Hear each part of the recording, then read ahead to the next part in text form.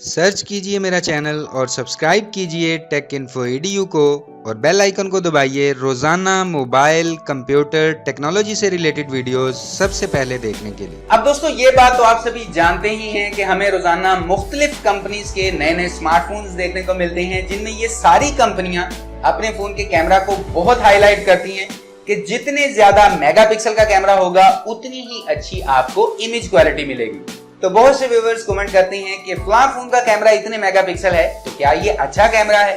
तो दोस्तों यहाँ पर इस बात का जवाब ये है कि ये बिल्कुल झूठ है कि जितने ज्यादा मेगापिक्सल का कैमरा होगा उतना ही उस फोन का कैमरा अच्छा होगा, क्योंकि आपने अक्सर एक बात नोट की होगी, दो अलग अलग ब्रांड्स के फोन में सेम मेगापिक्सल कैमरा होने पर भी आपको सेम इमेज क्वालिटी नहीं मिलती।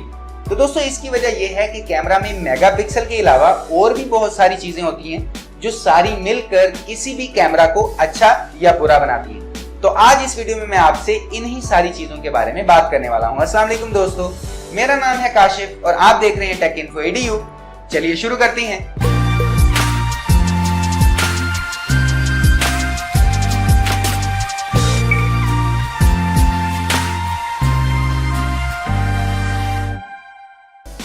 अब दोस्तों कैमरा से रिलेटेड तो मैं बहुत पहले डिटेल्स वीडियो बना चुका हूं, लेकिन आज इस वीडियो में मैं आपको कैमरा से रिलेटेड कुछ ऐसी चीजों के बारे में बताऊंगा कि अगर आप उन सारी चीजों को ध्यान में रखते हुए कोई फोन खरीदते हैं तो आपको आइडिया होगा कि इस फोन के कैमरा से हमें आउटपुट कैसा मिलेगा। तो दोस्तों यहाँ पर सबसे पहले हमारी लिस्ट में है मेगापिक्सल।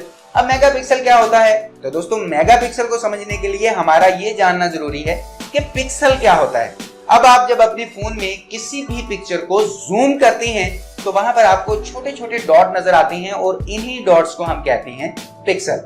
अब ऐसे ही 10 लाख पिक्सल मिलकर 1 मेगापिक्सल को बनाते हैं।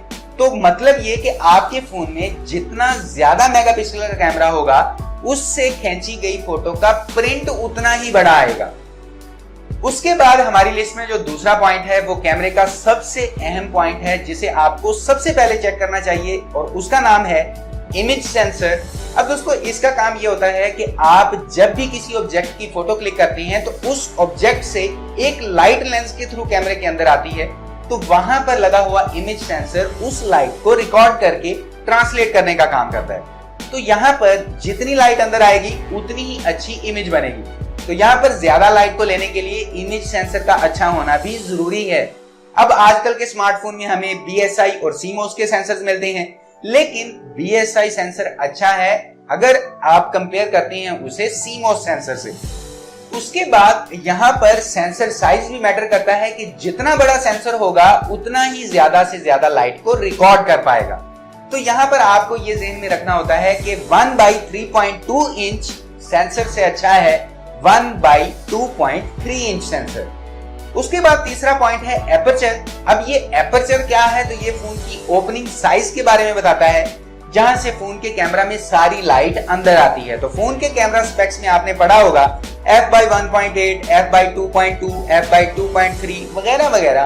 तो यहाँ पर आपको ये ध्यान में रखना होता है कि एपर्चर जितना छोटा होगा उतना ही अच्छा होगा, क्योंकि उतने ही कैमरे की ओपनिंग बड़ी होगी। मिसाल के तौर पर f/2.2 एपर्चर से अच्छा है f/1.7 एपर्चर। फिर आता है चौथा पॉइंट जिसका नाम है फोकस। अब किसी भी कैमरा की क्वालिटी के लिए फोकस भी एक बहुत बड़ा रोल अदा करता है। अब इसका काम ये होता है कि आप जिस भी ऑब्जेक्ट की पिक्चर ले रहे हैं कैमरे का सारा फोकस उस ऑब्जेक्ट पर रहे, बाकी बैकग्राउंड को बेशक वो ब्लर कर दे। अब फोकस कई टाइप के आते हैं, जैसे dual pixel, laser auto focus, PDAF या CDAF वगैरह वगैरह। तो यहाँ पर सबसे बेहतर है डुअल पिक्सल। उसके बाद लेजर ऑटो फोकस और बाकी सारी टर्म्स आती हैं। तो यहाँ पर नोट ये करना होता है कि या डुअल पिक्सल हो या फिर लेजर ऑटो फोकस। उसके बाद पांचवा पॉइंट है LED फ्लैश। अब कैमरे के साथ मौजूद LED फ्लैश लो लाइट में भी अच्छी पिक्चर लेने में काम आती है। ये भी 3 टाइप की होती है, सिंगल LED, डुअल LED और डुअल टोन LED फ्लैश। अब सिंगल LED में एक येलो कलर की LED लगी होती है, डुअल LED में 2 LEDs लगी होती हैं और डुअल टोन LED फ्लैश में भी 2 LEDs लगी होती हैं। लेकिन यहाँ पर क्या होता है कि एक LED का कलर व्हाइट होता है और दूसरी LED का कलर येलो होता है। तो तो यहाँ पर इन तीनों में से डुअल टोन एलईडी फ्लैश सबसे अच्छा है, जो कम रोशनी में भी आपकी अच्छी इमेज लेने में मदद करता है। उसके बाद छठा पॉइंट है कैमरे में मौजूद लेंस। अब ये लेंस कैमरे में बिल्कुल हमारी आंख की तरह काम करता है, तो ऐसे में भी लेंस की क्वालिटी जितनी अच्छी होगी, इमेज क्वालिटी भी उतनी ही अच्छी मिलेगी। अब इसकी क्वालिटी mm में दी गई होती है, 25 mm, 24 mm, 18 mm, 50 mm वगैरह वगैरह। तो यहाँ पर भी चेक कर लें कि कैमरे में कितने mm का लेंस लगा हुआ है।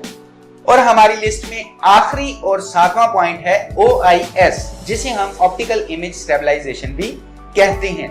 अब इसका काम ये होता है कि आप किसी मूविंग सब्जेक्ट की अगर इमेज लेते हैं तो मूव होने के बावजूद भी उस सब्जेक्ट की इमेज अच्छी आएगी, वो ब्लर नहीं होगी।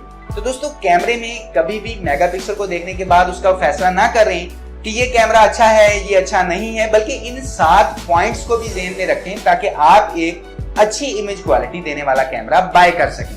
तो मुझे उम्मीद है कि आपको आज की वीडियो से जरूर थोड़ी बहुत इंफॉर्मेशन मिली होगी और वीडियो पसंद आई होगी। अगर वीडियो पसंद आई हो तो लाइक बटन जरूर दबाइए, और अगर आप इस चैनल पर नए आ गए हैं तो आपसे यही कहूंगा कि हो सके तो चैनल को सब्सक्राइब जरूर कीजिए, क्योंकि मैं आपके लिए रोजाना ऐसी ही वीडियोस लेकर आता रहता हूं। तो अभी के लिए इस वीडियो में इतना ही।